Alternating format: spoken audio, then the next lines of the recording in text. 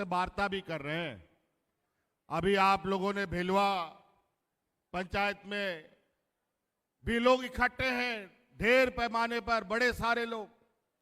हम उन्हीं लोगों से बात कर रहे थे कि उनका सरकार का योजना जो हम आप लोगों के लिए बना रहे हैं वो पहुंच रहा है कि नहीं पहुंच रहा है। बातें बहुत है। हम विशेषकर ये महिला दीदी लोग यहां पर है,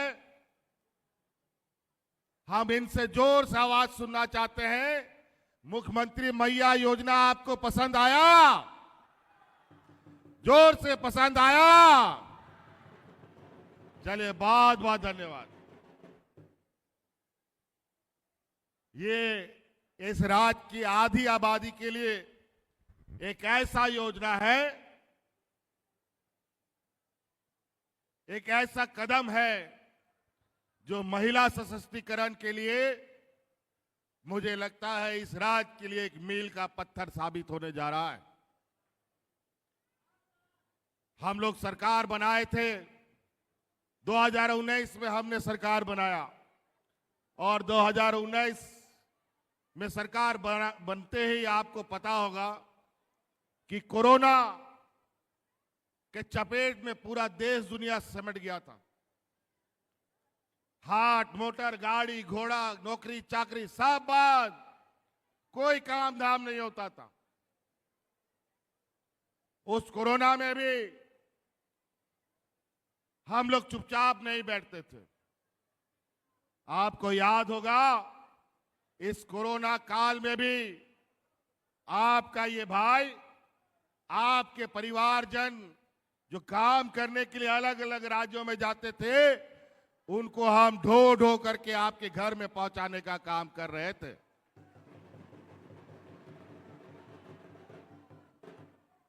ये देश में पहली बार हमने ये साहस किया था। और उसके बाद गांव देहात हमारा अत्यंत पिछड़ा है, देश का सबसे गरीब राज्य है हमारा। मजदूर किस्म का लोग अधिक रहता है। एक दिन मजदूरी नहीं करता है तो उसका घर का चूल्हा भी नहीं जलता। वैसे समय में हमारा साथ देने वाला इस राज्य की आधी आबादी हमारी दीदियों ने दिया था। पंचायत पंचायत गांव गांव में ये लोग खाना बना बना करके उन मजदूरों को फ्री खिलाने का काम करता था। और उसी समय हमने संकल्प लिया था कि हम महिलाओं के लिए ऐसा कदम उठाएंगे जो इस राज्य में महिलाओं को आगे बढ़ने का रफ्तार में गति आएगी। पहले तो हमने इस राज्य के बूढ़े बुजुर्ग, उनकी लाठी वापस करने का काम किया। बेचारा हमारा गांव देहात में बूढ़ा बुजुर्ग लोग एक दो ठो पेंशन पाता था। पूरा गांव में अपना पेंशन के चक्कर में बूढ़ा बुजुर्ग लोग दलालों का चक्कर काटते काटते बेचारा मर जाता था।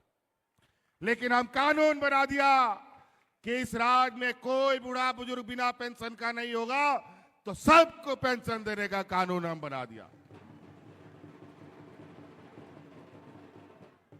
आज कोई बिना पेंशन का बूढ़ा बुजुर्ग नहीं है, कोई दिव्यांग नहीं है, कोई विधवा नहीं है। और तो और जो महिलाओं को पुरुष छोड़ के भाग जाता है, उस महिला को भी पेंशन देने का काम हमारी सरकार कर रही है।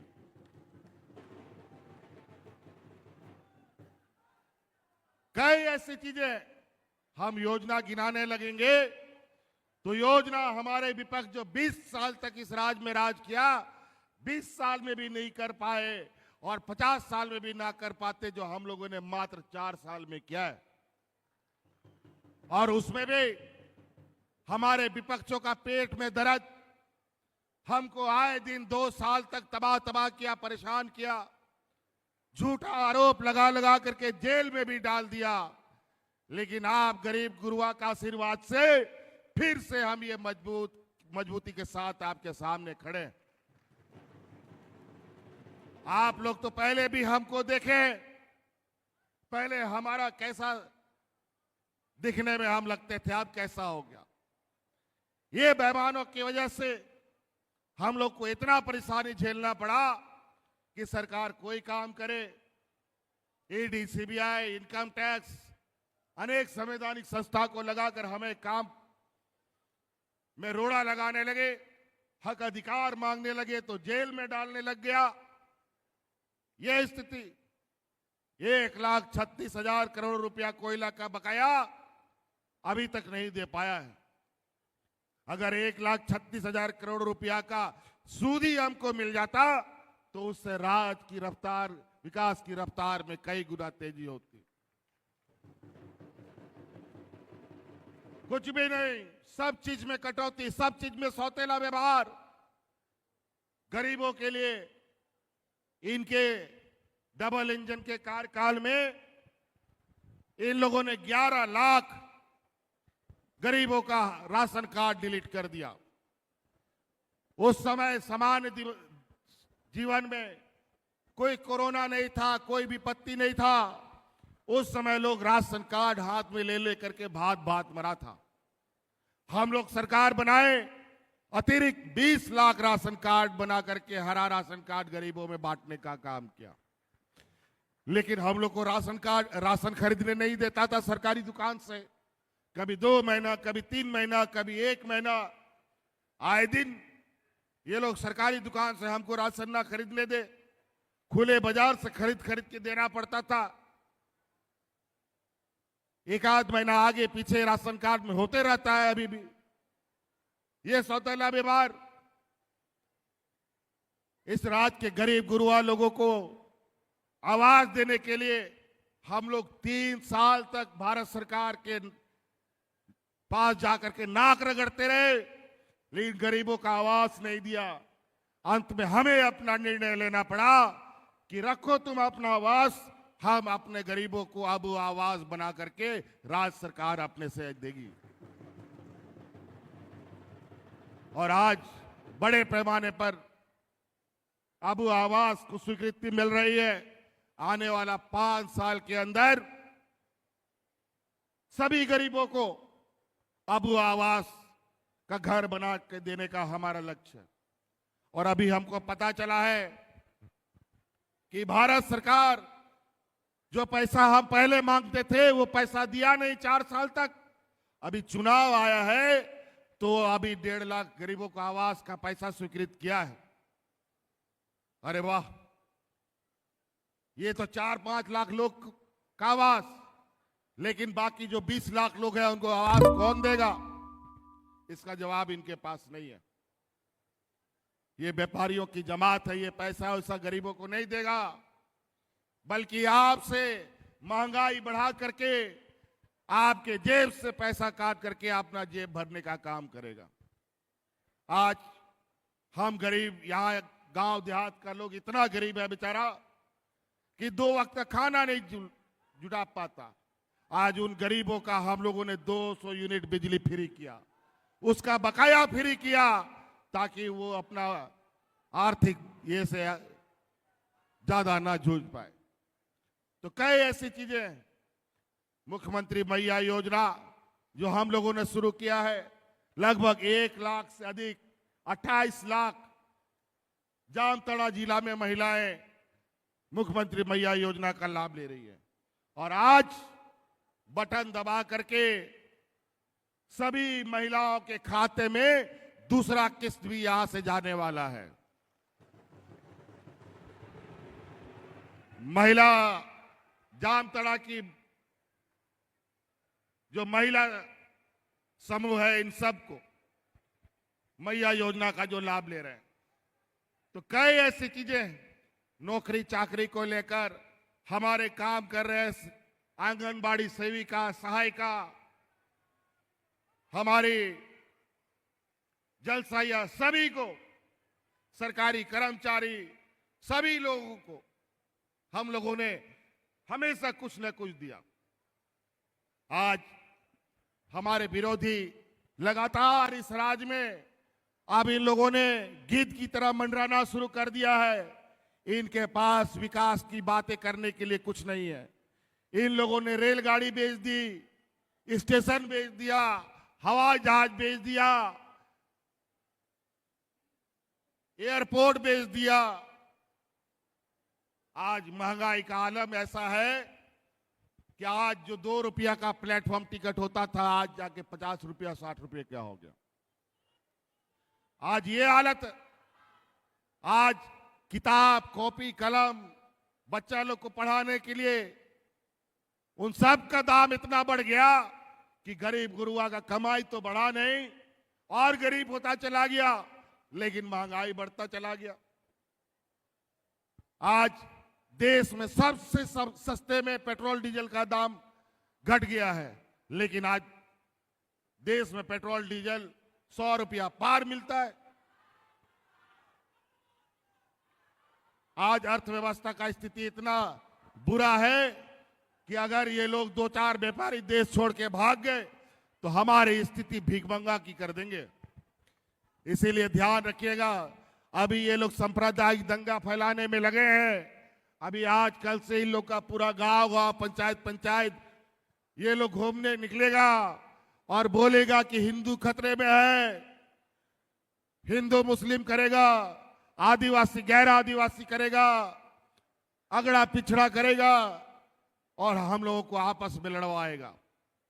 ये लोग ऐसे जहर बोते हैं जो सांप्रदायिक सौहार्द में तनाव फैलता है। इसलिए ध्यान रखिएगा, अभी 2-3 महीने के बाद चुनाव इस राज्य में होने जा रहा है और ये लोग पूरा देश में सांप्रदायिक फैला करके चुनाव लड़ने के लिए हमेशा प्रयासरत रहते हैं।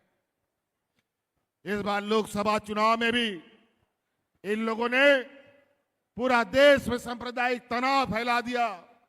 इनके देश के प्रधानमंत्री लगातार हिंदू मुस्लिम की तुष्टीकरण करते रहे और नतीजा ये हुआ कि पूरा देश की जनता ने भारतीय जनता पार्टी को 6 इंच छोटा कर दिया। और आज ये सरकार बनाने के लिए इनको बैसाखी की जरूरत पड़ी है और ये लोग अभी नया नया हमेशा सगुपा छोड़ते हैं। अभी अभी पता चला है 1 नेशन 1 इलेक्शन कई लोगों ने मंत्रिमंडल में स्वीकृति दी है। अब ये देश में अब ये चाहते हैं कि एक ही दल राज करे, एक ही सरकार हमेशा रहे, चाहे राज्य में हो चाहे देश के अंदर हो। अब दूसरा कोई सरकार नहीं, सिर्फ और सिर्फ ये सांप्रदायिक स्वाद बिगाड़ने वाले लोग, ये सामंती लोग राज करने का एक फिराक में है। आप लोग तैयार रहिएगा। एक तरफ पूंजीपतियों की ये जमात और दूसरी तरफ गरीब आदिवासी दलित पिछड़े अल्पसंख्यकों की जमात। इनको लोकसभा में जैसा सिखाया गया है, जैसा सीख मिली है, इस विधानसभा में भी इन लोग को यह सीख देने की आवश्यकता है। तो नुआ के बोया को आयमा नुकु ओड़ा दुआर सनाम को रपुदे तकवा पार्टी को तोड़ाव लगी, विधायक एमएलए को हताव आखरी कुआ नुका बुझा कना की हाट बाजारे गई मेरम को आखरी कुआ उनका विधायक नेता को हतावे कुआ और पार्टियों को रपुदेदा और नोआ दिसोम रे नुकु एकला के नोआ दिसोम चलाव लगी और नोआ दिसोम रे हिंदू मुस्लिम कहते हौड़ को लड़ाई तपम कहते गोई लगी को नवा नवा कथा को रोड बढ़ाए था। आज ये लोग जहां लोग झगड़ा करते हैं वहीं इनकी राजनीतिक रोटी पकती है। जहां लोग आराम चैन से शांति से रहते हैं वहां इनका रोटी चावल कुछ भी नहीं पकता है। ये गुजरात का जमात, झारखंड, बिहार, बंगाल, पूरा देश में लोगों को सांप्रदायिक स्वाद कैसे बिगड़े लगातार लगे हुए। इनके पास नेता नहीं मिलता तो अगल बगल राज्यों से नेता ला करके आप लोग के बीच में जहर बोएगा। तो इसीलिए ध्यान रखिएगा। आप सब लोग, हम लोग जानते हैं यहाँ के गरीब गुरुआ लोगों को क्या आवश्यकता है, हम लोगों से ज्यादा कोई नहीं जान सकता। और अभी ये लोग नया नया फिर से सगुपा छोड़ा है कि संथाल परगना, बिहार, बंगाल को मिला करके अलग राज्य बना दिया जाए। अब हमको लगता है इन व्यापारियों को अब बोरा में समेटकर गुजरात के समंदर में डाल देना पड़ेगा। अब इन्हीं के राज्य को अलग कर देना पड़ेगा, देश से अलग कर देना पड़ेगा। बहुत शैतानी करता है लोग, पूरा देश को चूना लगा दिया, देश के खाते, देश के बैंक का दिवालिया निकाल दिया ये लोग।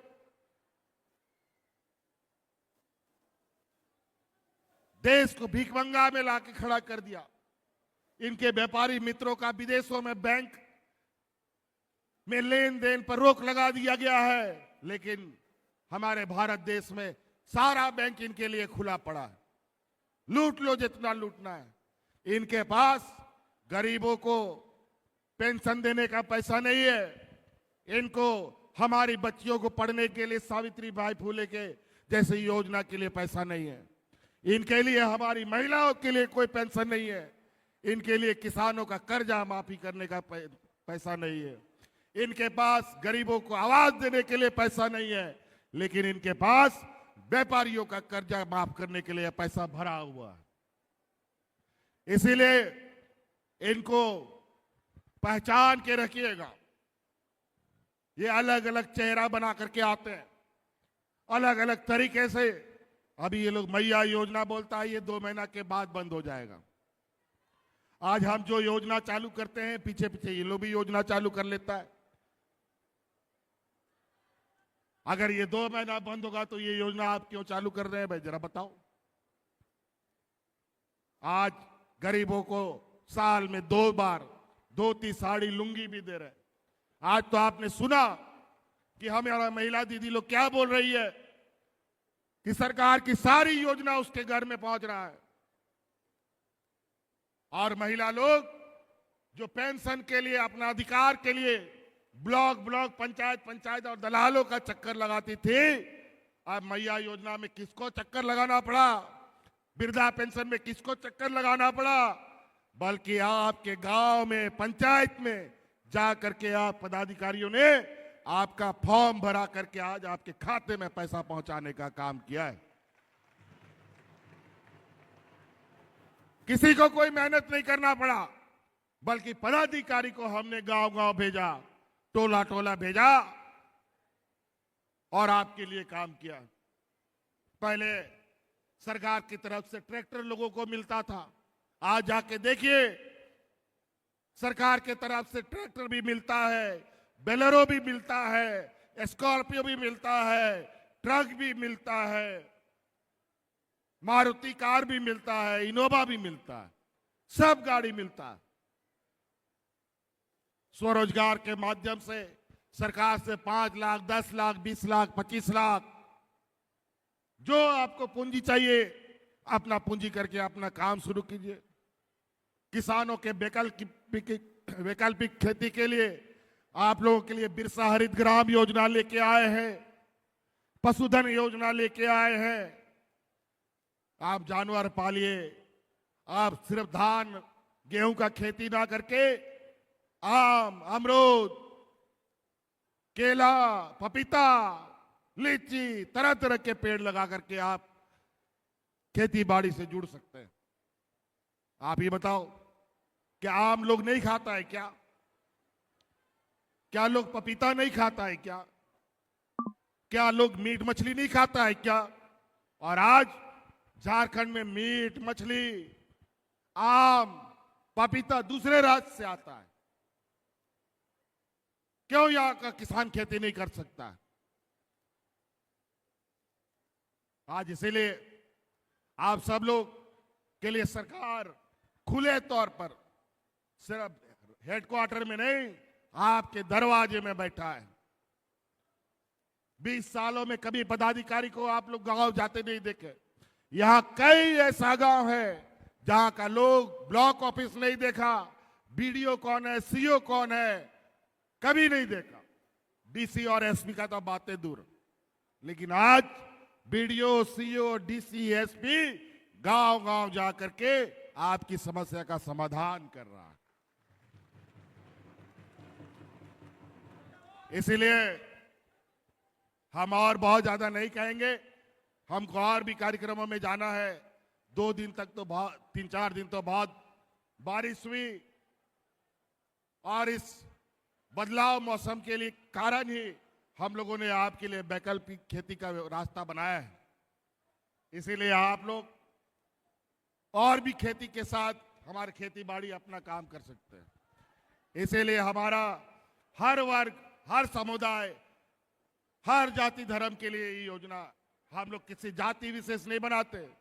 आज मैया योजना का लाभ आदिवासियों को भी मिलता है, दलितों को भी मिलता है, पिछड़ों को भी मिलता है, अल्पसंख्यक को भी मिलता है और हमारे सामान्य वर्गों को भी मिलता है, सबको मिलता है।